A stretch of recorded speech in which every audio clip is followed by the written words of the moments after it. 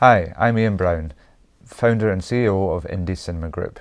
We're delighted to be here today at This Way Up 2020, even if it's not in the setting we'd all prefer. We're here today to discuss our streaming platform that is going to be launched across the country, made uniquely for your independent cinema. Indy Cinema Group are a complete service company for independent cinemas. We work with cinemas across the UK, the USA, Australia and New Zealand on everything from film booking to marketing support to technical support to theatre management systems and point of sale. When the pandemic started, we knew that all of our clients are going to face some very difficult times. So we started to research ways in which these cinemas could interact and engage with their audiences at home, outside of their four walls. This is where the streaming platform was born. We've brought together a consortium of like-minded cinemas from around the world to launch this platform together. The power behind this is that each and every cinema chooses a number of films each month, and these films get made available across the network. What excited us about this platform was to find a way to get the cinema's voice into the customer's home at a time where the customer can't go into the cinema. One of the biggest challenges 2020 has thrown at us here at Jamjar Cinema is how you nurture, develop and engage audiences when the physical cinema is closed. We've worked with Indy Cinema Group to launch Jamjar Cinema. The idea being is that you can have a Jamjar Cinema experience in the comfort of your own home. One really important thing that the site enables is that we can add our own content, bonus content in particular. We've been able to create and upload our own education packs. So during the pandemic, we've had some kids be sent home from school, they've watched a movie, but there's actually an hour's worth of activities that parents can do in the house with them. Similarly, we're able to upload our own Q&As on there, and for us there's a real ability to deep dive into some audience development initiatives in the future. We don't just see this as a thing for when the cinema's closed, we see this as a really essential tool to keep online audiences engaged who might not be able to get to our physical venue. It's a really important way and a great opportunity for us to engage with our audience at a time when otherwise we might lose contact with them. Having our own platform is now an essential tool for us to aid in our audience development. It enables us to have a real reach, breadth and depth to engage audiences locally and regionally. In terms of reach, we know that a lot of our audience are still scared to come to the pictures. Others are unable for health reasons or deem it too high a risk. If we're able to bring a cinema offering into their own home, that's a fantastic opportunity for us, and actually something every cinema in this country should be doing. The streaming project that we're launching now is at its core about reaching out to bricks and mortar exhibitors, cultural cinemas, community cinemas, etc., and giving them each a way to have their own streaming platform that they can curate and handle uniquely and reach out to their audiences with. But within that group, within that consortium, Indy will have our own platform as well. Will, as it were, be a cinema in that group.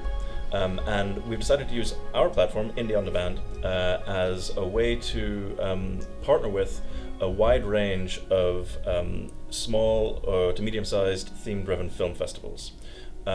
We want to provide a shared space where smaller or mission-driven or theme-driven film festivals can showcase the kind of programming that they want to bring to their audiences and bring their audiences together into an area where a huge range of content can be available, and some from very specialist themed content, whether it's a national film festival or a film festival on a particular political topic or particular areas of our culture. And we want to make that space one where audiences come together, where the festivals can have a year-round presence, where they can do this very affordably with no upfront cost, and still while using really the industry-leading technology to do so. One thing that has come out of this, which is perhaps a blessing, is cinemas have been able to programme a wider variety of content and things that they may not have scheduled before. We obviously haven't had the big studio releases that we would usually rely on, so cinemas have had to play the smaller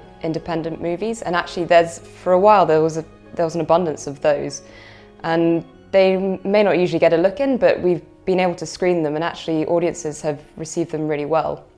And local audiences really trust their cinema and their programming, so they've taken a chance on these films, and I think it's it's allowed more movies to play and made movies more available, which can only be a good thing. So I think the streaming platform is a great opportunity to continue that trend and for audiences to try movies that they wouldn't have necessarily tried before all this. And it makes more films available and accessible, and that can only increase interest in film, which is a good thing for cinemas. A dedicated video-on-demand service enables us to reach those people, but also gives us an opportunity to host films that otherwise we might struggle to programme.